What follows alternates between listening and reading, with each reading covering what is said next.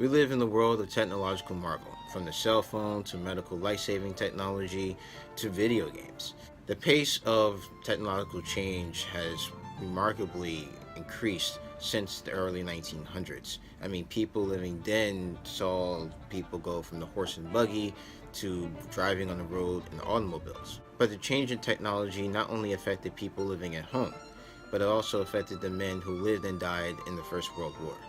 Hi, my name is Justin, aka Ghost Reader, and today I'm going to be doing a video on the technology and its impact on the First World War. This is a video in my Remembering the First World War series. I will put the sources I used for this video in the description box below.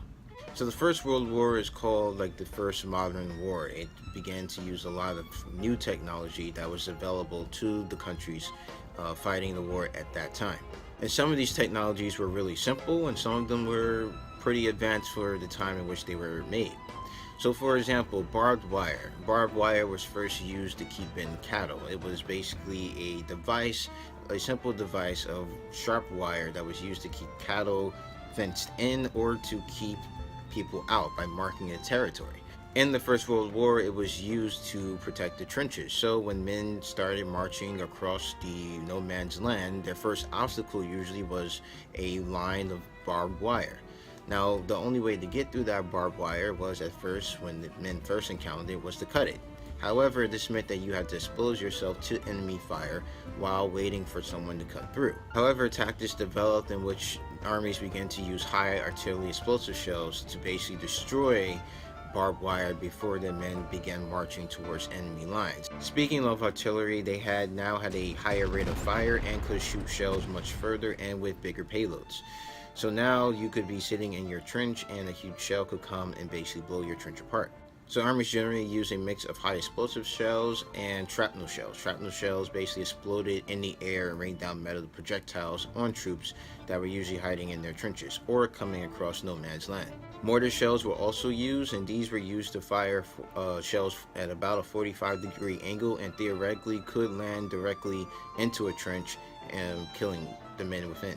And before offenses would begin, as the war went on, armies would concentrate their artillery at the point where the offensive was to take place.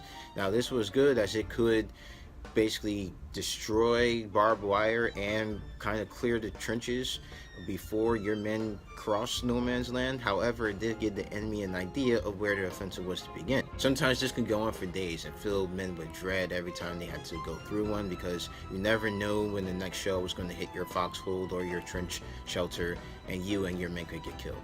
Now, another technological innovation that was very useful on the battlefield was the machine gun. Now, the machine gun was created in 1884 by Hiram Maxim and bore his name, the Maxim gun.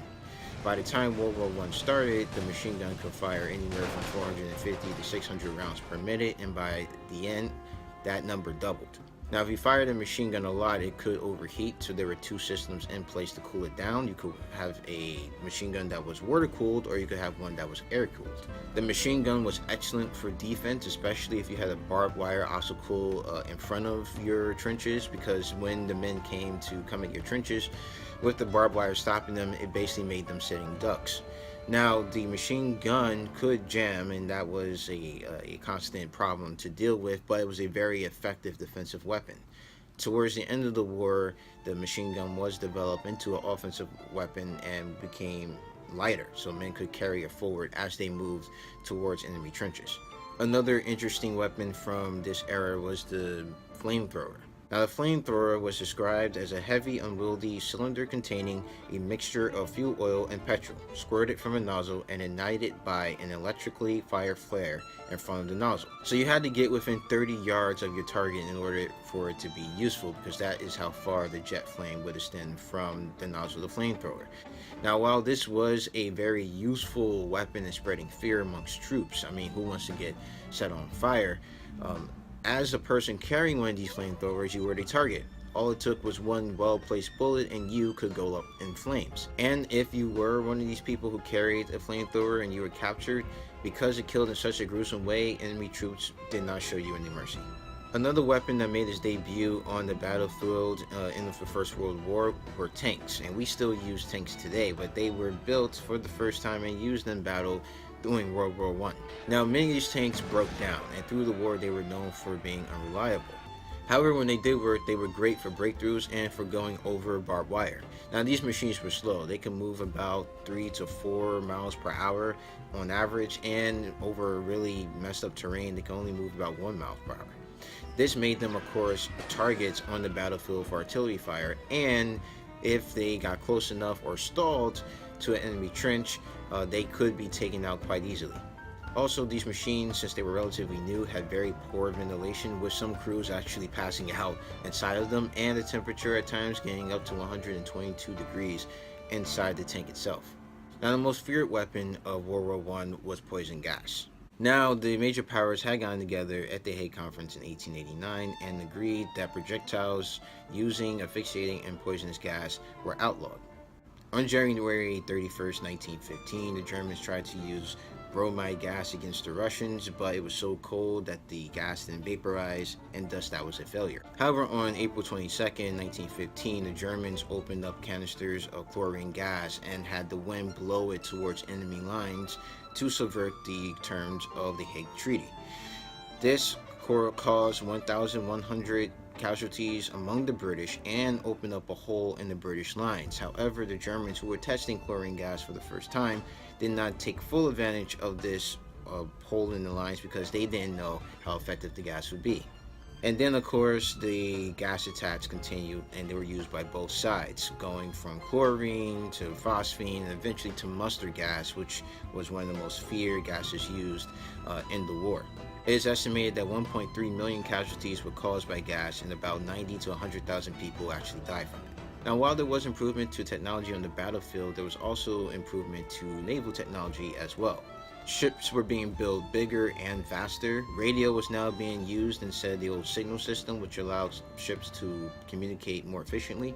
Submarines and U-boats were used effectively, especially by the Germans, who sunk a lot of merchant shipping during the First World War. And this led to the development of depth charges. Depth charges were used to basically destroy U-boats and submarines. Once they got down to a certain depth, they would explode and would hopefully destroy or disable a submarine in the area. Also, hydrophones were used to listen for U-boats and submarines, which could not be seen from the decks of ships. Now, another important technology used in the First World War were aircraft. Now, aircraft have been used before the First World War in battle, but in the Great War, they came into their own.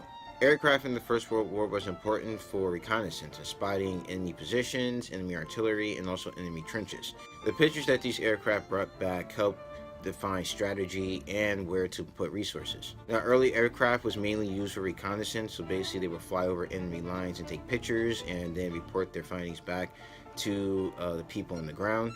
And also, as the war went on, machine guns were mounted onto the aircrafts. Now, at first it was just as simple as putting a machine gun on it, but as technology got better, they were able to mount machine guns in the front and were able to actually shoot through the propellers with the use of interrupter gear, which allowed a synchronization of the gun and the propeller so that the bullets didn't come out and hit the propeller. However, this technology did not always work, but it did pave the way for better technology to be used in the future.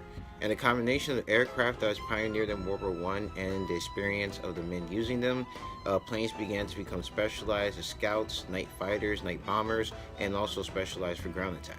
Now, all the technology that I talked about before have been used to kill people and kill people more effectively. However, I want to end this video with a technology improvement that actually has helped millions of women since World War I, and that is in the form of sanitary napkins. Now, during the war, there was this cellulose-based material that had been adopted for use for bandages, and nurses adopted this and used it in hospitals because it worked so well. Now, after the war, there was a lot of material left around, and then someone got the idea, why don't we use this for sanitary napkins? So in 1920, Kimberly Clark used this material to create the first commercially available sanitary napkin. However, it wasn't until 1926 that anyone would actually advertise it. So as we've seen over the course of this video, technology was used in various ways in World War I to help armies try to achieve their goal of winning the war. However, the use of these technologies for the most part ensured that more men will die and that the war would be dragged on for 4 years. If you like this video, please hit the like button. If you want to see more videos from me, please subscribe. You can follow me on Twitter at GhostReads28, and you can find a link to my Goodreads in the description box below. So as always, keep reading.